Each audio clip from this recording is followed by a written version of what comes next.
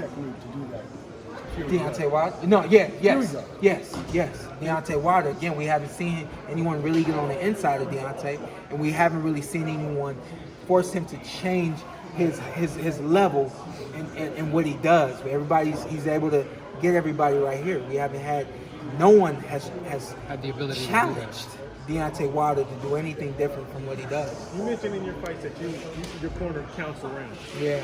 So you guys know where you are. Yeah. Would you guys like to see, you as well, would you like to see live scoring for boxing? What do you guys think? What's your thoughts on that? I'm still active. That's my answer to that.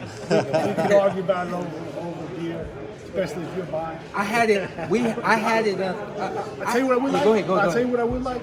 My ex-father-in-law, he told me this. The 12th round should be a 10-8 round.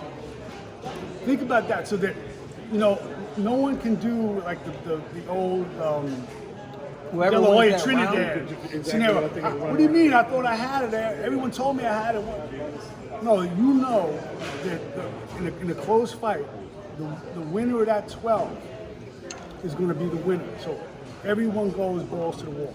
The problem with open scoring is it changes the temperature in the ring. Yeah. What I mean by that is we had open scoring as the amateurs in the amateur program, and we were up by 3 points in that last round. You weren't going after a guy. You were making that guy come after you. You were moving. You were milking the clock, and you're doing what you had to do to hold on to that 3-point lead. So I think the same thing will go in the professionals. I think it changes the dynamic of the fight. It's a funny thing though, because you have open scoring in every other damn sport, and no one cares like in basketball if you're going to kill the clock. Or in football, if you take a knee, you know what's going to happen. You know when it's coming. But the only deal is you got to protect the judges during the fight, because if they do the bogus scoring they sometimes do, someone's going to house them. I'm kind of thinking that another way would be a little too long, but I was thinking that would kind of put the judges on front. Now they have to. Now they have to be. And something. I don't mean to digress here, but it might not be the worst thing in the world. I mean, I covered a fight a couple of weeks ago. We're sitting up there going, how did that even happen? How is it a split decision? And the credibility of the sport is at stake. With every one of these decisions, when you scratch your head, Shawn, how much does Tyson Fury have to be careful with his power, knowing that he can't take it and get back up? But you fighting Spence, you know that you're gonna have to rely on your chin. That if you do get hit, you can take it and come back up to be able to win. And he's crazy. I love that about him in this fight. I feel that he is crazy enough to be confident in anything that he wants to do in this fight, going into this fight with Deontay Wilder. The fact that he's crazy leads me to believe that he understands that I'm gonna get hit, and no matter what, I gotta keep going, and I gotta knock this guy out first. So I love it. Who needs to change their game plan? A lot of pros have it like, hey, we think the same thing's gonna happen again. Yeah. So with that said, who really needs to change their game plan? Honestly, based on the first fight, who needs to change their fighting style and game plan more is Deontay Wilder. Deontay Wilder needs to be more effective through the rounds offensively, because if you give up the same amount of rounds that you gave up last time, but you don't get as many knockdowns, then you get a bad result. That's what's going to happen. Shawn, do you think that's actually the key for Tyson Fury to win the fight? Because I noticed that Deontay Wilder, when he knocks out opponents, he has his legs stretched out, so he can get all that power stretching coming from the back. Do you think Tyson going inside that eliminates those spread defeat to get that knockdown? Yeah, I love that. I love the fact that he, even if, at least he said it. Said it means he's at least thinking about it. I think he definitely needs to consider being on the inside of Deontay Wilder, not the entire fight, but just in different points of the fight. See, the thing is, when you're able to change the level of the game, you're able to become unpredictable, and you're able to make that fighter start to think and start to hesitate. Yeah. And I think if he's able to get Deontay Wilder to do that, he may be going on to something winning this fight. Because I noticed that Wilder throws those wide lunging punches when he's in the inside. It usually does not connect with those spots. That's the thing about this fight with Deontay. If you're close to Deontay, he's gonna let his hands go. Right. But in the first one, we had Tyson Fury moving a lot. We had Tyson Fury using his head, and then he was putting his hands down, doing a lot of this. and it really had Deontay for a lot of the fight. He was being very hesitant, and then he just started swinging for the fences. Best thing Deontay could do, jab, jab, jab some more. Instead of listening to the taunts, shoot a straight punch down the middle. You think, but do you think that Deontay Wilder is all set with his skills? That he's actually can bring something new to the table and try to beat Tyson? He can and he should. Yes, he can and he should. It's never too late to improve. I'm trying to improve every fight that I have, every training camp that I have. We're up here right now talking about what Deontay Wilder doesn't do, but we're all saying it's something that he should do. He is more than capable, unbelievable athlete. He's not just a big power punching heavyweight. He's an unbelievable athlete. Played basketball growing up. He's fast, he's quick, and he has that eye. He has that killer instinct, and I think that is definitely going to come into play in this fight. What would warrant a trilogy? Tyson Fury wins. Deontay Wilder is going to want revenge, and I think Tyson Fury is crazy enough to give him that rematch. Deontay Wilder wins. Tyson Fury is crazy enough to call him out, and I think if it's exciting enough, they will do it again. Almost anything warrants rematch. The only thing that wouldn't warrant a rematch is if it sucks. I actually very much doubt this fight will suck. Yeah. You know, you have two guys at the height of their games. The other factor is we really haven't talked about is when they first started this, Fury was didn't really know what he had. He had just come back from a suicidal depression, lost 100 pounds. His own dad said, "You're going to be crippled if you take this fight." I don't think he really knew what he had. That night, getting up in the 12th round, let him know what he had, how good he truly was when really tested. The other factor is, we forget about it, Anthony Joshua got beat. I wasn't really impressed with the way he beat a fat guy in Andy Ruiz. So there's no doubt that the winner on February 22nd is the baddest man. So you have a financial and a reputational motivation for each guy to want it back, and I'm sure they're gonna make enough money they'll want it back. Shawn, if you could fight on the undercard, who would you want to fight? This ain't about me, Ellie. There's nobody you want to fight now? You know what? I don't know. My list is extremely short. It's Manny Pacquiao and it's Errol Spence. Until I'm told I'm not getting any of those guys, that's all I'm training for. I'll refrain. How about Mark Kriegel? Who would you fight on the undercard? What reporter would you fight? What reporter would you fight?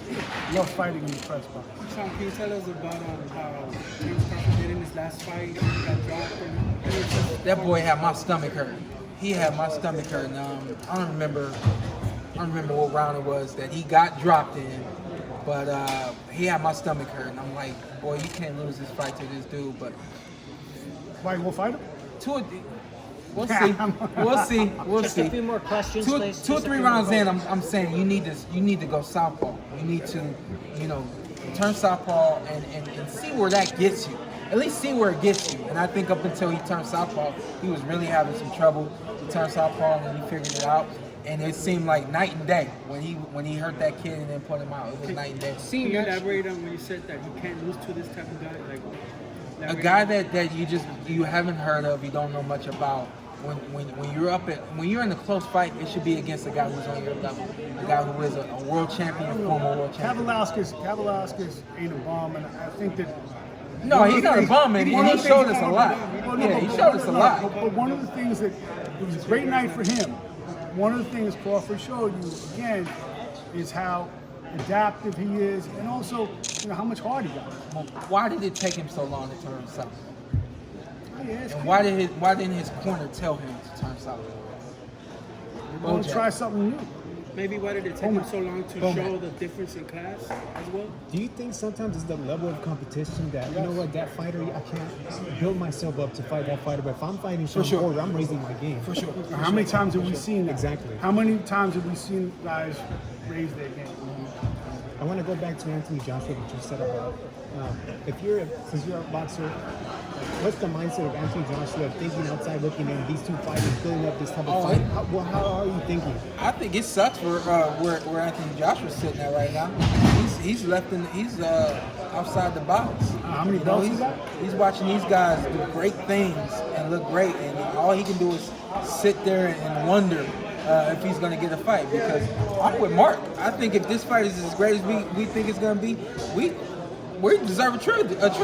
It's a funny thing. The guy holding more belts than the other guy is going to be on the outside looking in. I don't see how you can argue that Joshua would be better as the winner of this fight. I don't see. Maybe you could do that before. And I saw Joshua who was tentative.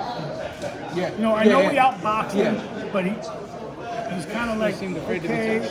It was like I don't want you to hit me. It was like he changed. He made some adjustments, but then he wasn't confident in those adjustments. Wasn't confident in his chin. Yeah, and wasn't confident. He's like, okay, I understand. You want to stay away from the guy. You don't want to get into any type of exchanges, but you still got to beat the guy. And I thought that even though he won the fight, he didn't do anything that was decisive and that let you know I'm here to win this fight and fight hard and win this fight. And you know from your years at Wild Card, he wasn't fighting an unskilled guy. Yeah. And he wasn't fighting the best Andy Ruiz. Andy Ruiz didn't give himself a chance. That was not night the best Andy Ruiz. Didn't give himself his best chance. Yeah. That's a damn shame. Joshua's outside the box. He's laughing because it looks like he sure is the bigger attraction. Is he not? I'm sorry? You said he's outside the box, but if he's outside the box, he's laughing because it seems like he's the bigger attraction. I honestly don't think he. I honestly don't think he measures up, and I'm just speaking I'm speaking as a boxing fan. Right. He can't talk the way these guys can talk. He's not flashy the way that these guys are flashy. He's not explosive the way that either of these guys are explosive. I mean, we talk about Tyson Fury not having punching power, but the dude, his speed is electric. It makes you smile. It makes you feel good watching him dance and move around the ring the way that he does. Anthony Joshua does not equate to this to the fight. I think that the loss. I always say that loss is the most overrated thing in boxing. In the case of Anthony Joshua, though, I think at this level, it demystified guys who might have been scared of him before, aren't scared of him now. And based on that, the rematch with Ruiz, I'm not sure he truly, in his heart, believes in himself. It's just the thing about perception, right? The perception was that Anthony Joshua was the guy 2 years ago. Yep. And now that's killed down. And now it's speaking between to one that of these same two. point, stylistically and just in general, do you guys believe Joshua would have the upper hand against either fighter, or do you believe both of them would decisively defeat Joshua? Either of these guys, to me, beats Joshua easy. Wilder knocks him out, and Fury, at the very least, outboxes the hell out of him. Decisively. Last question, And Shawn, speaking to you as a fighter, and on the same subject of the heavyweight division and the way things are now, just speaking on Joshua being the odd man out, do you look at him the same way? And ultimately, do you feel he's hurting his own legacy? Yeah, I mean, I think he's hurt. It's not his fault that he's hurting his own legacy. I mean, I think that he took a fight not expecting it to go the way that it went, and I think in turn trying to make adjustments and fight a different way to win a fight.